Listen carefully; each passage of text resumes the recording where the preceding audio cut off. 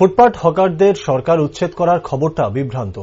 Van der licence ছাড়া হকারদেরকে একমাত্র উচ্ছেদ করা হবে, এটাই পুরো।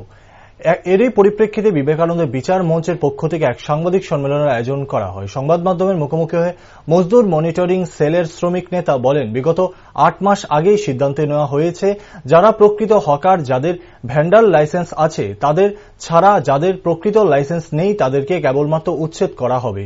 নিগমের মেয়র দীপক মজুমদার আগেই বলেছিলেন, যারা রাস্তা ও ফুটপাত দখল করে ব্যবসা করছেন তাদের বিরুদ্ধে ব্যবস্থা নেওয়া হবে।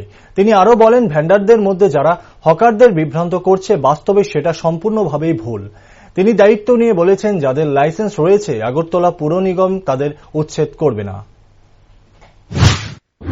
কারণ আমাদের আজ থেকে 8 মাস আগে আমাদের সিদ্ধান্ত, মেয়র সাহেব, কমিশনার সাহেব এবং আমাদের সংগঠন এবং যারা এই টাউন বেন্ডিং কমিটিতে আছে সকলে মিলে আমরা সিদ্ধান্ত আজ থেকে 8 মাস আগে নিয়েছিলাম যে যারা প্রকৃত হকার, যাদের লাইসেন্স আছে, যাদের 4 চাকা, যাদের 6 ফুট বাই 4 ফুট ট্রলি এবং 4 চাকার মধ্যে পাম্প দেওয়া থাকবে, যখন সময় যে কোনো সময় কাজের সময় মুভমেন্ট করতে পারবে, সেরকম ভাবে যেন হকারদেরকে লাইসেন্স প্রদান যাদেরকে করা হয়েছে তাদেরকে ছাড়া যারা লাইসেন্স নেই তাদেরকেই একমাত্র উচ্ছেদ করা।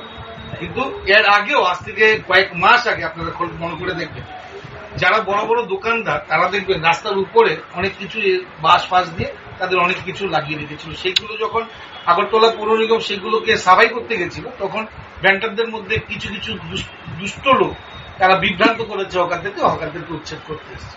তেমনি গতকালকে এবং আজকে একটা বিভ্রান্তকর মানুষের মধ্যে একটা বিভ্রান্ত ছড়িয়ে দিচ্ছে এবং বলছে হকারদেরকে উচ্ছেদ করছে। বাস্তবে তা নয়। আমি দায়িত্ব নিয়ে বলতে পারি, আপনাদের এই প্রেস মিটে সাংবাদিক সম্মেলনে দায়িত্ব নিয়ে বলছি, যাদের লাইসেন্স আছে, যাদের 4 চাকা ট্রলি আছে 6 ফুট বাই 4 ফুট, তার সাথে কোন রকমের আলাদা কোনো টেবিল, আলাদা কোনো চেয়ার, আলাদা কোনো টুল রাখা যাবে না।